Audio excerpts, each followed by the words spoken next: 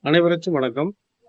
நம்ம இப்ப எத பத்தி பார்க்க போறோம்னா, இந்த எலுமிச்சை பழத்த பத்தி தான் பார்க்க போறோம். இந்த எலுமிச்சை பழம் எதுக்குன்னு நெறைய பேருக்கு தெரியும். இத நாங்க அறிவியல் பூர்வமா சொல்ல வரல. இந்த எலுமிச்சை பழத்த நம்ம ஆன்மீக முறையில சொல்ல வந்திருக்கேன். இந்த எலுமிச்சை பழம் எதுக்கு சமம்னா, இந்த ஃபோட்டோல நீங்க பார்க்குறீங்க. அம்மன் கழுத்துல எலுமிச்சை பழம் போட்டுருக்காங்க. இத ஒரு ராஜகனின்னு சொல்லுவாங்க. சரிங்களா? ராஜகனி அப்படின்னா, கனிகளுக்கெல்லாம் அரசன். இதுல இருக்கிற ஒரு சக்தி, இந்த எலுமிச்சை பழத்துல என்னன்னா, அம்மனே குடியிருக்கிறாங்க.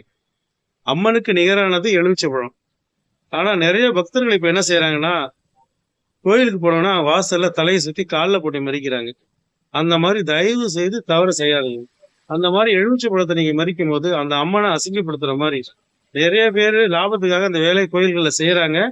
தயவு செய்து இனிமேதாவது இந்த வீடியோவை பார்த்ததுக்கு அப்புறம் இந்த மாதிரி தவறுகளை செய்யாதீங்க. ஓம் சக்தி பரா.